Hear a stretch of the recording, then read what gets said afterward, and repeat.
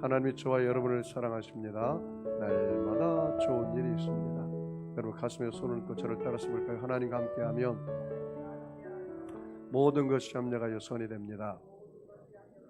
예수님과 함께하면 나의 미래는 찬란합니다. 성령님과 함께하면 나는 매일매일 모든 면에서 좋아지고 있습니다. 하나님, 나는 존귀한 자입니다. 성도야, 너는 존귀한 자다. 사탄아, 나는 존귀한 자다. 예수 이름으로 명하노니 물러가라, 물러가라, 물러가라. 여러분은 존귀한 자처럼 생각하고 존귀한 자처럼 꿈꾸고 존귀한 자처럼 믿고 존귀한 자처럼 말하고 존귀한 자처럼 행동하면 모두 다 존귀한 사람이 됩니다. 저는 오늘 느헤미야 강의 11번째 시간으로 문서로 기록한 결심과 준수 맹세라는 제목으로 함께 은혜를 나누겠습니다. 여러분, 그 역사서라는 것은 보통 사람들이 구전으로 내려온 책을 말을 또 써서 만들기도 하고 또 여러 가지 결심을 써서 글로 남기기도 합니다. 우리나라의 가장 중요한 문서가 있다면 아마 3.1절 기념 기미 독립선언문이라고 할 수가 있습니다. 애국지사 33인의 서명을 하고 사인을 한 내용입니다. 실상은 이 선언이 있기 전에 1919년 2월 8일 일본 동경 기독교 청년회관에서 2월 8일 날 독립선언문을 발표했습니다. 11명의 유학생이 선언문을 발표하고 그 10장의 내용을 이 김마리아라는 그 학생이 간직해서 국내로 유입해서 들어왔습니다. 그것이 바로 기미 독립선언문의 시초가 된 것이었습니다. 여러분, 느헤미야 10장을 보면은 느헤미야서 9장에서 예루살렘 성전 수문가에서 워러게이트 수문가 말씀의 부흥이 일어납니다. 그러자 이스라엘 백성들이 그 말씀을 듣고 회개합니다. 그리고 이제는 우리가 왜 종으로 바벨론 포로에 70년 동안 살았느냐, 그 이유가 뭐냐? 우리가 하나님을 등지고 말씀을 등지고 그리고 이방신을 섬기고 이방인들과 예수 믿지 않는 사람과 같이 멍해를 해서 우리가 산 결과다. 하나님의 성의를 저버리고 살았다. 또 하나님 앞에 드려야 할 불질도 제대로 드리지 못하고 성전이 섬기는 제사장들이 굶어 죽든 말든 하나님께 예물도 드리지도 않고 하나님이 주신 물질의 첫 열매를 드리지도 않고 그래서 성전에 섬긴 사람들이 다 떠나버리고 예배가 무너지고 그리고 하나님을 예배하고 말씀대로 사는 삶이 다 무너져 버렸어요. 그래서 이제는 그들이 깨달은 게 있습니다. 우리가 바벨론 70년 동안 포로 생활한 그 이유가 뭐냐? 하나님을 저버리고 등진 결과다라는 사실을 깨달았습니다. 그래서 이제 10장에 우리는 이제는 다시는 그렇게 살지 말자. 우리는 어떻게 살아야 할 것인가? 그들이 이제 문서화 만들고 그 다음에 도장을 찍고 그리고 날인을 해서 우리 세대뿐만 아니라 다음 세대, 넥스트 제너레이션, 내 자녀 세대, 내 이 계속 이어지는 후손들에게 우리가 이렇게 살자. 그래서 이제는 다시는 나라 잃어버리는 슬픔과 나라 잃어버리는 그런 아픔을 견디지 말자라고 한 내용이 오늘 내용입니다. 무슨 결의 내용이 있었습니까? 자, 10장 1절 같이 읽어볼까요? 이 임봉한 자는 하가랴의 아들 총독 느헤미야와 시드기야. 임봉한 자라고 했잖아요. 언약에 임봉한 사람들의 명단이 27절까지 나와 있습니다. 총 84명입니다. 제일 먼저 임봉해서 서명한 사람이 총독 느헤미야와 그리고 부총독 시드기야입니다.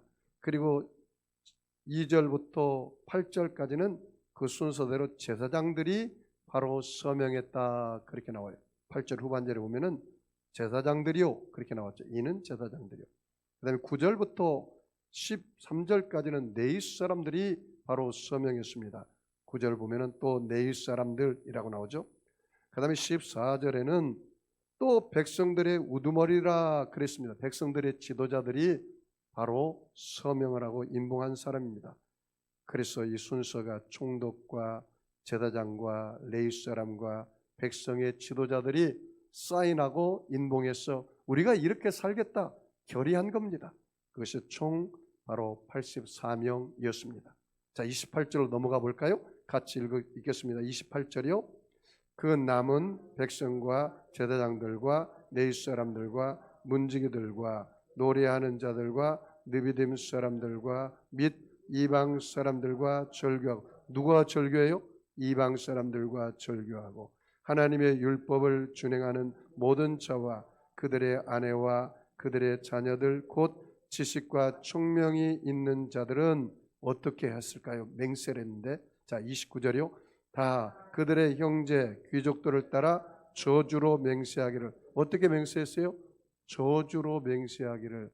저주. 이게 무슨 말이냐? 이 맹세를 지키지 않으면 우리가 저주가 임할 것이다. 그만큼 단호하게 다시는 우리가 맹세한 대로 삶을 지키고 살아야 한다. 만약에 이걸 지키지 못하면 저주까지 임할 것이다 하면서 강력하게 그들이 이 말씀대로 살기로 결단한 겁니다. 자, 29절 좀 더 읽어볼까요?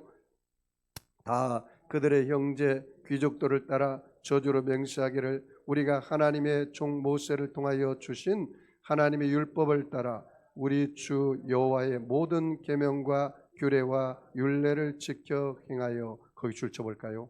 우리 주 여호와의 모든 계명과 규례와 율례를 뭐 한다고요? 지켜 행하자, 그 말이에요. 하나님 말씀을 들었다면 그 말씀을 듣고 그 말씀대로 우리가 삶을 살아가자.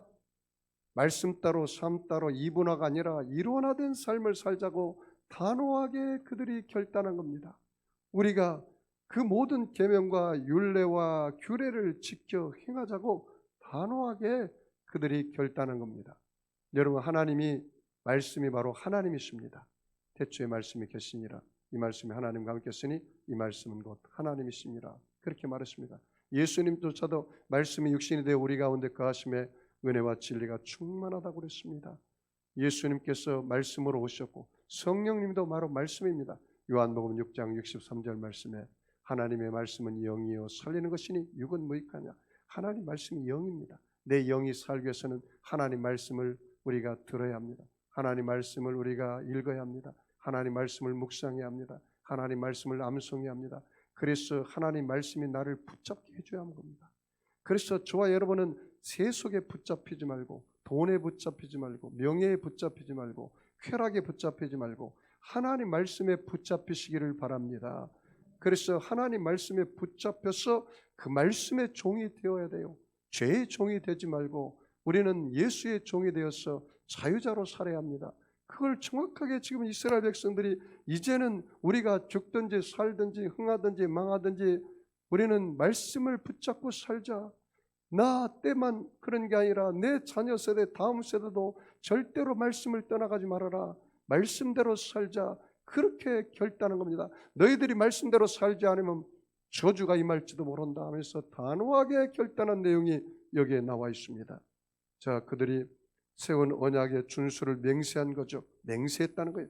자, 30절 또 뭐라고 하는지 볼까요? 같이 읽겠습니다. 우리의 딸들은 이 땅 백성에게 주지 아니하고 우리의 아들들을 위하여 그들의 딸들에게 데려오지 아니하며. 이 말은 무슨 말입니까? 우리의 딸들을 이방인 하나님의 모르는 백성들에게 주지 말아라. 결혼시키지 말아라. 통혼하지 말아라. 우리 아들들이 예수 믿지 않고 하나님 모르는 이방 사람들에게 주지 말아라. 결혼시키지 말아라. 그 말입니다. 왜 그렇습니까? 여러분, 신본주의와 인본주의 사상은 하나가 될 수가 없습니다. 여러분, 우리 예수 믿는 사람은 신본주의 사상입니다. 기독교 사상입니다. 기독교적인 가치관과 기독교적인 신념관과 기독교적인 세계관과 기독교적인 종교관을 갖고 사는 사람과 인본주의적인 가치관과 인본적인 신념 체계와 인본주의적인 종교관과 세계관을 가지고 사람은 절대로 의견이 하나 될 수가 없습니다. 갈라지는 겁니다. 화합이 안 되는 겁니다. 갈등만 생기는 겁니다. 그래서 가정을 거룩하게 하고 가정을 온전히 지키기 위해서는 반드시 멍에를 같이 매는 믿음의 사람과 가정을 꾸려라는 겁니다. 그들이 통한이 여긴 것입니다. 철저하게 깨달은 겁니다. 역사적인 교훈도 그들이 얻은 것입니다. 무엇입니까? 다윗의 아들 솔로몬에게 다윗이 그 위대한 나라를 물려줬는데 그 아들이 왕이 되어서 처음에는 정말 열심히 하나님을 섬기고 아버지가 행한 법도를 따라 행했습니다. 그런데 이제 나라가 왕성하고 돈이 많고 이제 부귀영화 공명이 얻자 그만 타락하고 말았습니다. 쾌락의 신에 빠지고 말았습니다. 그래서 그가 아내만 본처만 300이요 후궁만 또 700을 둬서 1000명의 아내를 두고 만 것입니다. 그런데 그들이 올 때 이방의 신들을 가지고 온 겁니다. 아세라 신을 가지고 밀곰의 신을 가지고 그 신들을 가져와서 그 후궁들이 또 본처들이 섬기니까 거기 있는 신하들이 섬기고 백성들이 섬기고 그만 솔로몬도 그 마음이 삐약겨버리고 말하고 하나님의 말씀을 등져버렸습니다. 그러자 하나님께서 솔로몬에게 너는 앞으로 네 자식에게 큰 저주가 임할 것이다. 이 나라가 두동강이 나가지고 네 부하인 여로보암이 10개 지파를 소유한 나라를 세울 것이다. 북이스라엘이고 너는 네 아들은 고작 한 지파 유다 지파로 말미암아 남유다를 세울 것이다. 그 저주가 가정에게 임하고 그 자식에게 임하시. 왜? 이방 여자를 데리고 오므로 말미암아 그렇게 되었다는 사실입니다. 자, 31절 넘어가서 볼까요? 31절 읽습니다. 시작. 혹시 이 땅 백성이 안식일에 물품이나 온갖 곡물을 가져다가 팔려고 할지라도 우리가 안식일이나 성일에는 그들에게서 사지 않겠고 7째 해마다 땅을 쉬게 하고 모든 빚을 탕감하리라 하였고, 거기 보세요. 안식일에 봐요. 안식일. 그리고 성일에 매매를 한대요, 안 한대요? 매매를 하지 않는다는 거예요. 여러분, 지금도요 정말 성경적으로 사는 사람은 주일날 장사하지 않습니다. 우리나라에 아주 큰 대기업 중에 하나가 주일은 쉽니다라는 대기업이 있어요. 내가 그 회사 이름은 말하지 않겠습니다. 그 사람은 철저하게 주일을 쉽니다. 이 말씀처럼 주일은 철저하게 하나님 앞에 예배드려요. 그 직원들도 다 하나님 앞에 예배드려요. 주일날은 물건을 파고 사고 그 일을 하지 않겠다는 거예요. 여기 분명히 그렇잖아요. 안식일이나 성일에는 그들에게서 사지도 않고 팔지도 않는다는 거예요. 그리고 7째 해에는 7년마다 땅을 쉬게 하고 그리고 그 땅을 또 돌려주고 그랬단 말이에요. 그 다음에 놀라운 말이 여기 있습니다. 모든 빚진 자를 뭐라고요? 탕감하리라. 그 말씀 한번 줄쳐볼까요? 모든 빚진 자를 뭐예요? 탕감하리라. 예수 믿는 사람들이 이렇게 살았으면 좋겠습니다. 선한 영향력을 베풀어야죠. 내가 정말 먹고 살만하고 내가 하나님이 주신 복록이 많고 그러면 나에게 빚진 자를 탕감해 줘버려요. 탕감해 줘요. 선한 영향력을 행사하는 거죠. 그게 선한 영향력이에요. 예수 믿는 사람들이 자기만 잘 살고 등 따숩고 배부르고 남의 것을 등에다가 칼을 꽂고 그 사람들을 어렵게 하면 안 되죠. 이웃사랑이 그겁니다. 선한 영향이 그겁니다. 탕감해 주는 거예요. 갚을 능력이 없는 사람은 내가 물질이 많다면 탕감해 주는 거죠. 이게 바로 우리가 살아야 할 이유입니다. 이웃사랑의 실천입니다. 이웃사랑은 말로만 하는 것이 아닙니다. 여러분, 우리나라의 백성들이 이웃사랑이 결핍이 다가오니까 그 2030 어렵게 전세자금 모았는데 그것을 가로채지 않습니까? 정말 너가 네 자식이라고 생각하면 어떻게 그렇게 그 전세자금을 홀라당 가로챌 수가 있냐 이 말이죠. 이웃사랑의 결핍입니다. 정말 하나님 믿고 하나님 사랑하고 이웃 사랑하면 절대로 그렇게 하지 않습니다. 예수 믿는 사람들이 만약에 그런 짓을 했다면 반드시 하나님께 회개해야 합니다. 형제의 고통이 나의 고통이요 형제의 아픔이 나의 아픔이고 그 소자에게 물 한 컵을 떠주는 것이 바로 예수님께 한 것이라고 성경에 기록되어 있습니다. 우리는 예수 믿는 사람은 손해볼 줄 알아야 하는 것입니다. 탕감해줘야 하는 것입니다. 이것이 바로 선한 영향입니다. 성경대로만 산다면 얼마나 좋겠습니까? 32절 우리 다 같이 읽어볼까요?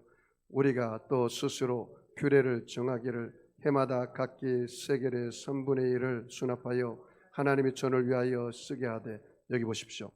우리가 또 스스로 규례를 정하기를 해마다 각기 세겔의 3분의 1, 이 세겔이라는 것은요, 나라의 세금을 바칠 때 쓰는 단위입니다.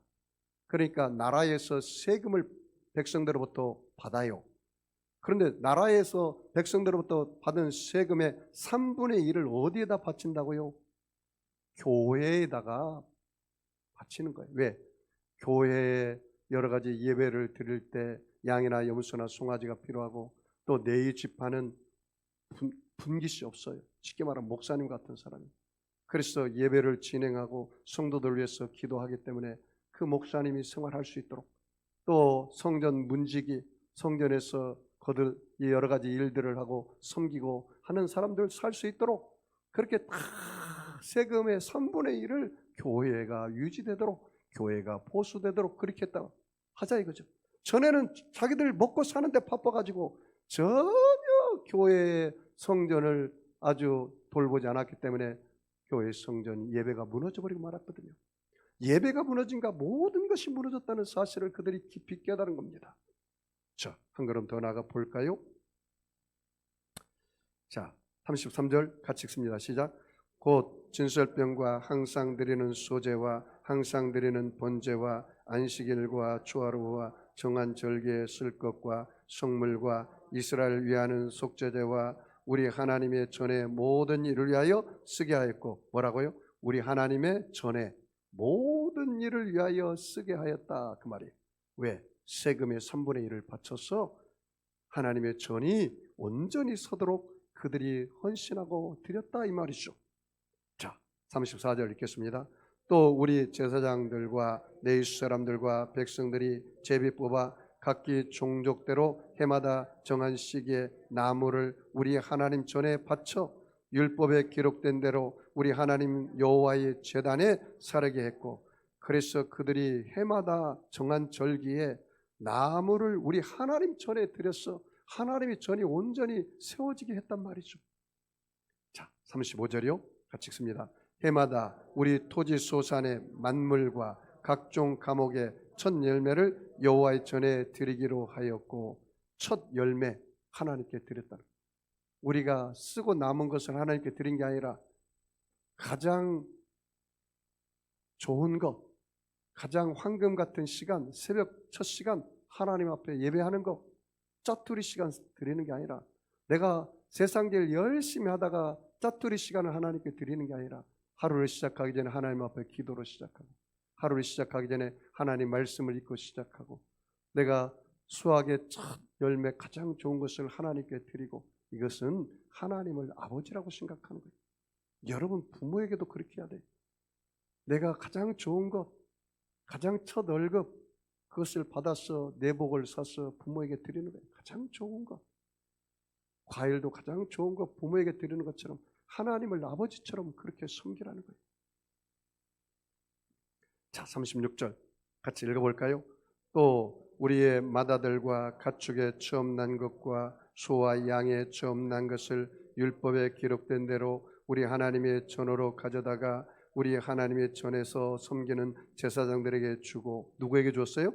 제사장들에게. 그런데 여러분 계속해서 반복해서 나오는 문장이 있어요. 하나님의 전이라는 사실이에요. 하나님의 전이 무너지면 다 무너지는 거예요. 교회가 무너지는 것을 가장 좋아할 것은 누가 좋아할까요? 사탄이 가장 좋아하죠. 여러분이 가정이 무너지는 걸 가장 좋아할 놈이 있는데 누굴까요? 사탄이라는 놈이죠. 여러분, 하나님의 교회가 무너지는 것은 사탄이 박수치는 것입니다. 여러분의 가정이 무너진 것은 사탄이 박수치는 것입니다. 마귀의 계교에 우리가 넘어가지 말아야 합니다. 계속해서 여기 나오는 여호와의 전에 드렸고, 하나님의 전에 드렸고, 하나님의 전에 바쳤고, 계속해서 반복된 단어가 그거예요. 32절에도 여호와의 전을 위하여 쓰게 했고, 33절에도 여호와의 전에 모든 일을 위하여 쓰게 했고, 34절에도 여호와의 전에 바쳤고, 다음에 35절에도 여호와의 전에 드렸고, 36절에도 우리 하나님 여호와의 전에 섬기는 제사장들에게 주고, 다 하나님의 전을 세우는 거예요. 하나님의 전을. 37절 같이 읽을까요? 또 처음 익은 밀의 가루와 거제물과 각종 과목의 열매와 새 포도주와 기름을 제사장들에게 가져다가 우리 하나님의 전에 여러 방에 두고, 또 어디다 두고요? 하나님의 전에 여러 방에, 여러 사람들이 섬기니까 그들이 또 필요가 있어야 하니까, 먹고 살아야 하니까 그것을 백성들이 채워주었다는 거죠. 자, 7절 같이 읽을까요? 우리 산물의 11조를 내 사람들에게 주리라. 여기 보니까 뭐래요? 11조 생활을 철저히 해야 돼요. 내 사람들에게, 제사장들에게 주고, 그 내 사람들 같이 읽을까요? 이 내 사람들은 우리의 모든 성읍의 산물의 11조를 받은 자임이라. 그 받아가지고 또 어떻게 해요? 교회 그 성전을 섬기는 사람들에게 또 같이 나눠주는 거예요. 자, 38절 봐요. 내 사람들이 11조를 받을 때에는 아론의 자손 제사장 한 사람이 함께 있을 것이요, 내 사람들은 그 11조의 뭐요? 10분의 1을 가져다가 우리 하나님 전 곳간에 여러 방에 두되, 왜? 하나님 전을 섬기는 사람이 여러 사람들이 있으니까 그들도 살아야 하잖아요. 먹고 살아야 하잖아요. 그러니까 그것을 나눠주고 베푸는 거예요. 여러분이 하나님 앞에 드려지는 11조, 하나님이 드려지는 예물을 가지고 교회를 운영하고, 또 제가 생활하고 부교육자에도 나눠주고 여러 가지 교회 일을 하는 거예요. 저는 여러분에게 말합니다. 나는 10원 한 장도 제 마음대로 쓰지 않습니다. 제가 이미 목회 10년 할 때도 1달러도 제 마음대로 써본 적이 없습니다. 주의 종이 물질의 문제, 이성의 문제, 명예의 문제, 도덕적인 문제, 이 문제가 걸리지 않는다면 어떤 주의 종의 허물이 있어도 여러분 덮고 가야 돼요. 성도들도 마찬가지. 자, 그래서 철저하게 그렇게 얘기했다는 거예요. 자, 39절 같이 한번 읽어볼까요? 곧 이스라엘 자손과 네 자손이 거제로 드린 곡식과 새 포도주와 기름을 가져다가 성소의 그릇들을 두는 골방, 곧 섬기는 제사장들과 문지기들과 노래하는 자들이 있는 골방에 둘 것이라. 그리하여 우리가 우리 하나님의 전을 버려두지 아니하리라. 그 문장 한번 줄을 쳐볼까요? 우리가 우리 하나님의 전을 뭐라고요? 버려두지 아니하리라. 다시 한번 읽어볼까요? 우리가 우리 하나님의 전을 버려두지 아니하리라. 여러분, 저는 이 말씀이 내게 내마로 다가왔습니다. 우리가 우리 하나님의 전을 버리면 안 된다라는 사실입니다. 우리가 우리 하나님의 전을 버리면 안 되는 것. 제가 이 말씀을 이제는 다시는 하지 않겠습니다. 하나님께서 저에게 이 송도 세계교회를 개척하라고 해서 하나님의 은혜로 개척했습니다. 그런데 작년에 큰 교회로부터 저에게 청빙이 왔을 때 제가 거절했습니다. 왜요? 하나님께서 금식하면서 이 교회를 20일 만에 금식하면서 정말로 맨주먹으로 우리 안수 집사님과 권사님과 함께 이 교회를 개척했는데, 내가 세상에 눈으로 보기에 좋은 곳 대접받고 그런데 간다면 그것은 같이 교회를 개척한 성도들에게 피눈물을 나게 하는 것이다. 내 안일만 편하자고, 나만 편하자고 내가 갈 수는 없다 라는 것이었습니다. 이 말씀입니다. 우리 하나님의 전을 버려두지 아니하리라. 내가 눈물로, 피눈물로, 내가 어떤 고난과 역경이 다가와도 이 교회를 반석에 세우는 게 나의 사명이다. 내 생명을 주고 생명을 낳는 게 목회니까 내가 생명이 아스라지는 한에 있어도 이 교회를 지켜야겠다라는 생각을 가졌습니다. 나는 교회 성장주의 목사가 아닙니다. 나는 다른 사람에게 보여지기 위한 목회를 하고 싶지가 않습니다. 우리 세대별 팀장을 세운 것도 그겁니다. 사역이 중요한 것이 아니라 사람이 중요합니다.